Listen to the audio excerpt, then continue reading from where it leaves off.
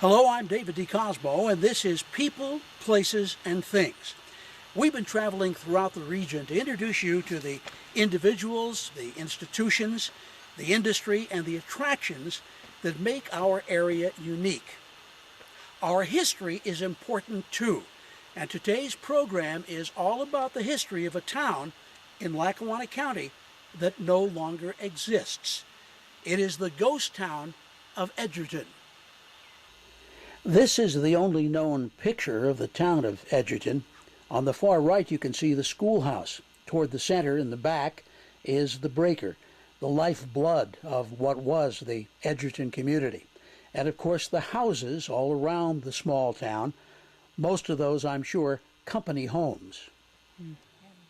If you want to find out about the town of Edgerton, you probably ought to talk with one of these gentlemen, Joe Krenitsky and Dale Ketlock.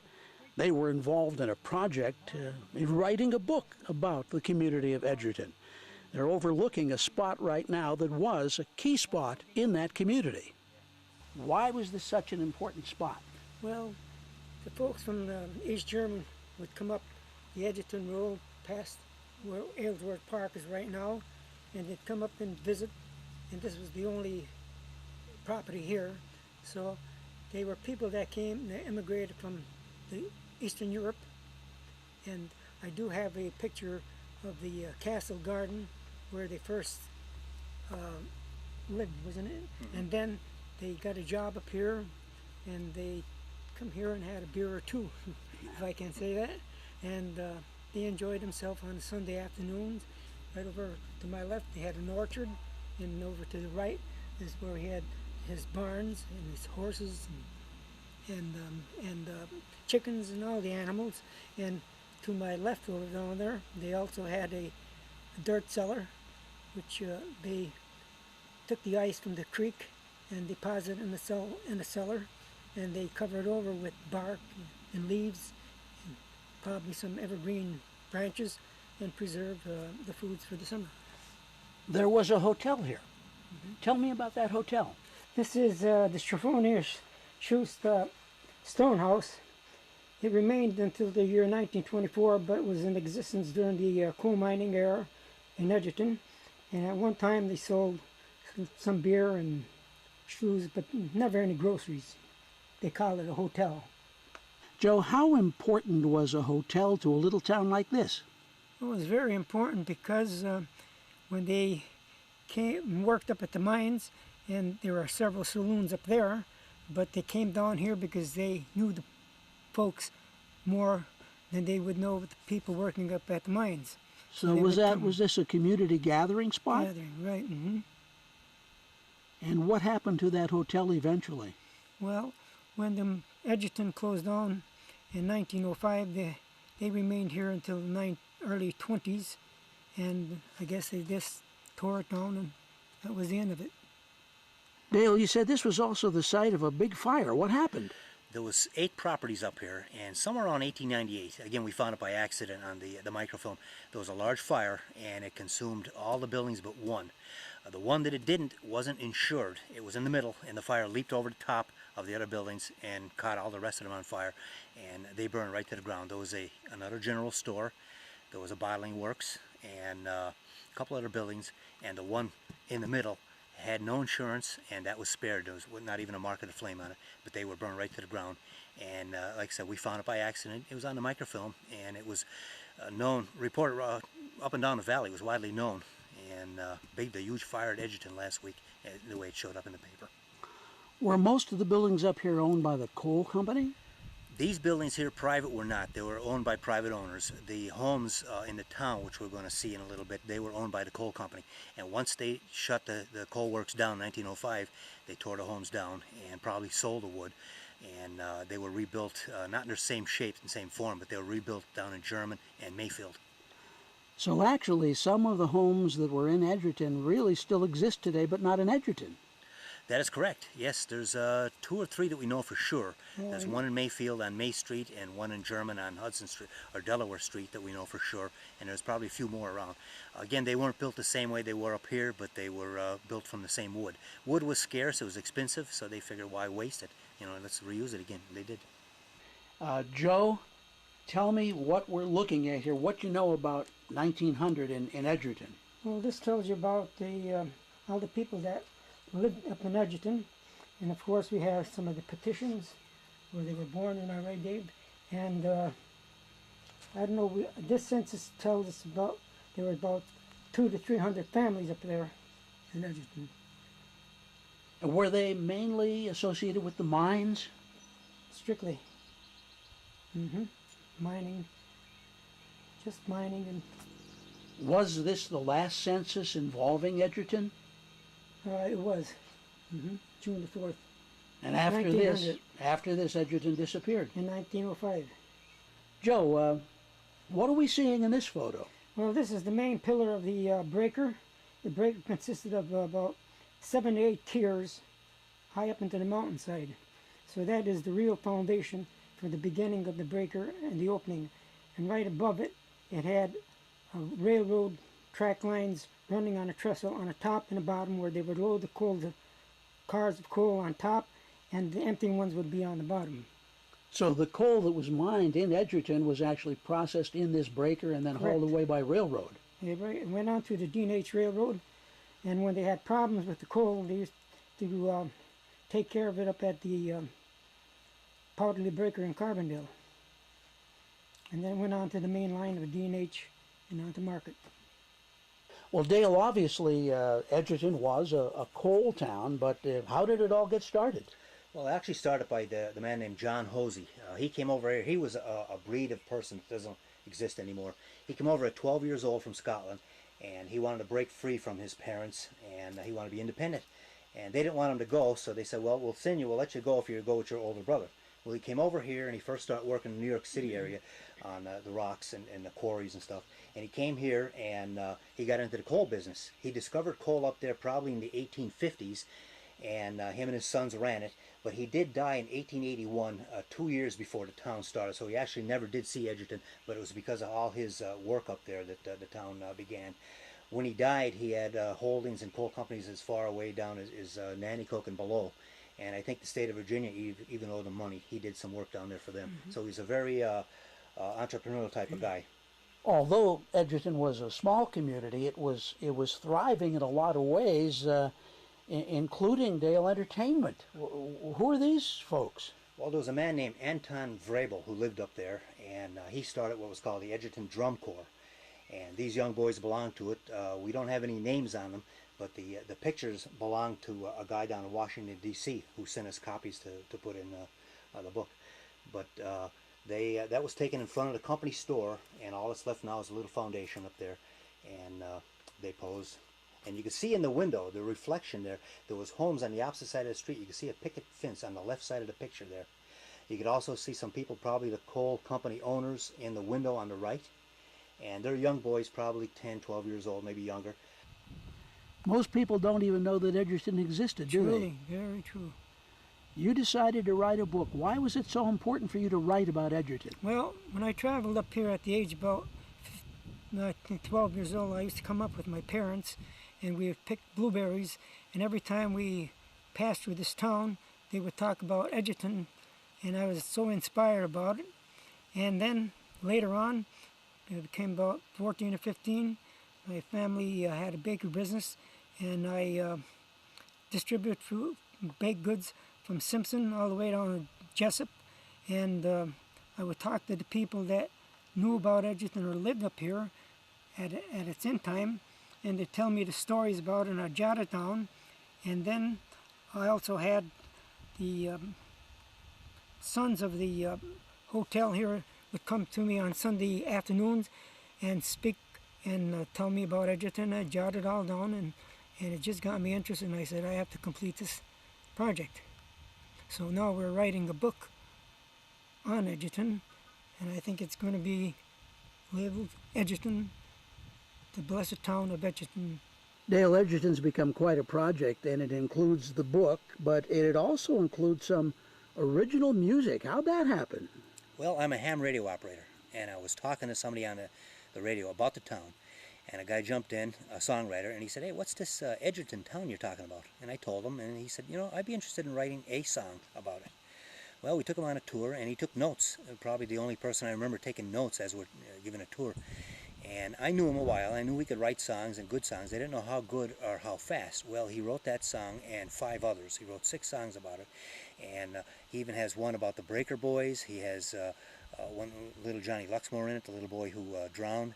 And he played them at our projects that we did. And he actually had people with tears in their eyes. Can we hear one? We certainly can.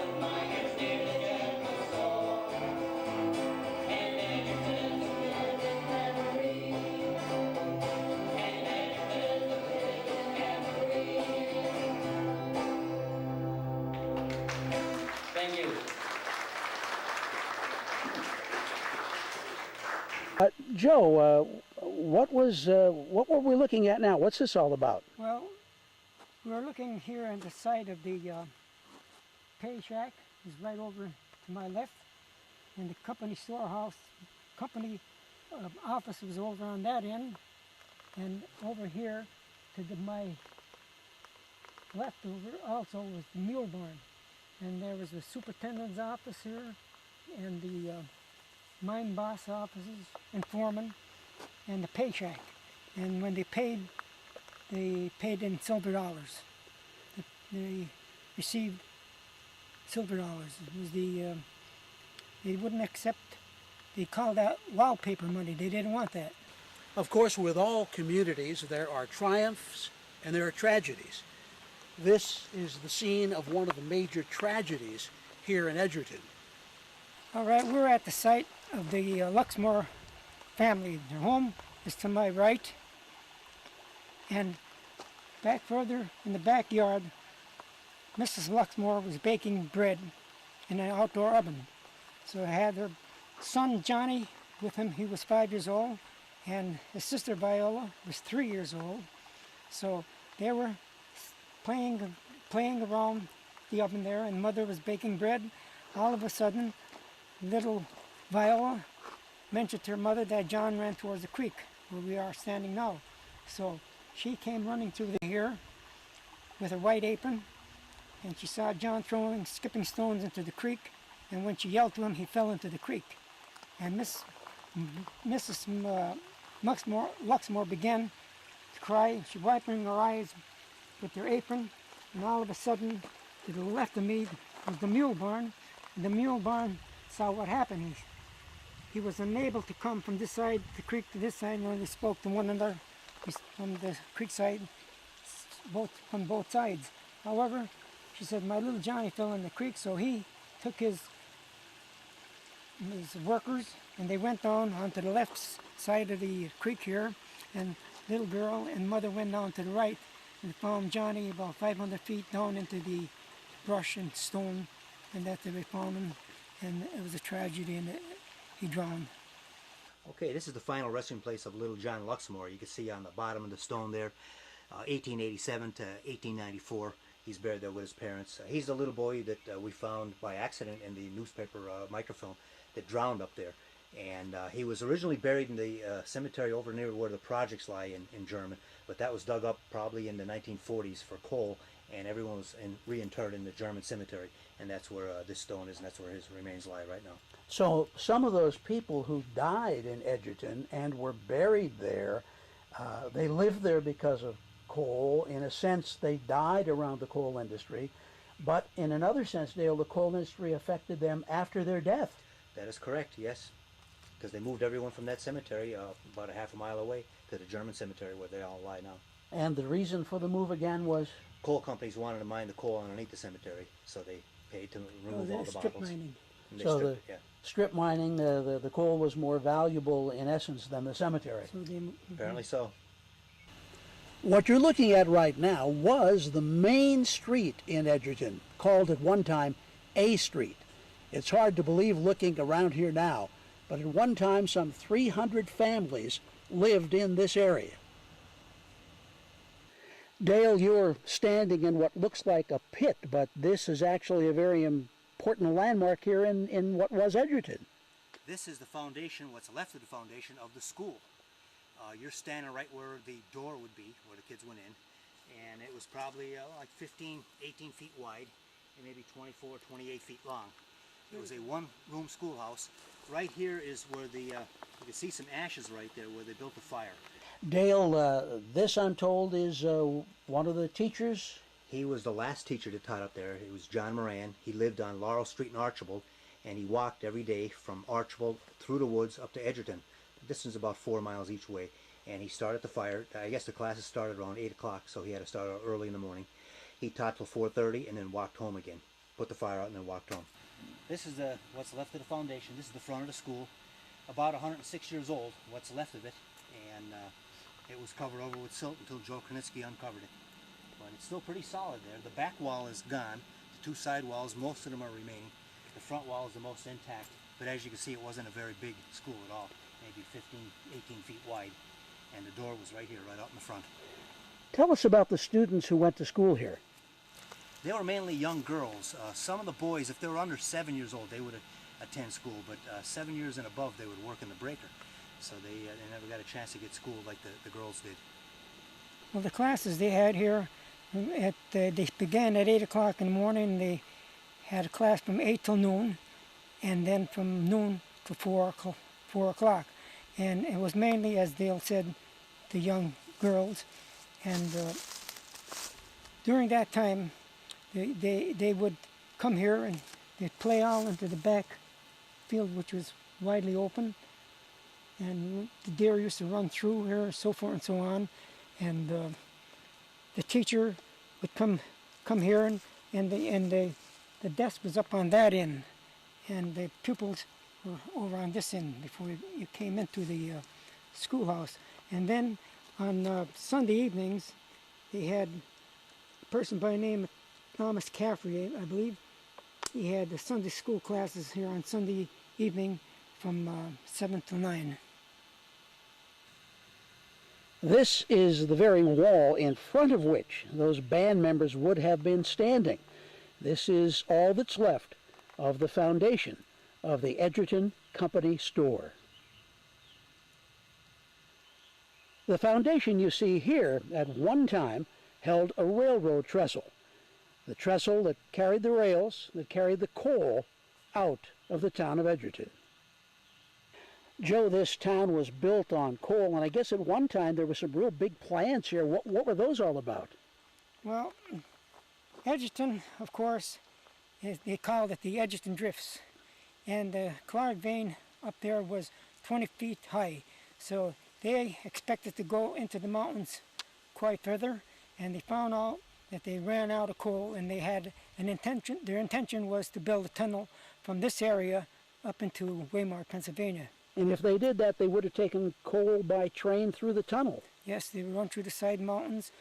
The Edgerton Railroad, the bed is still onto my right. What happened to those plans?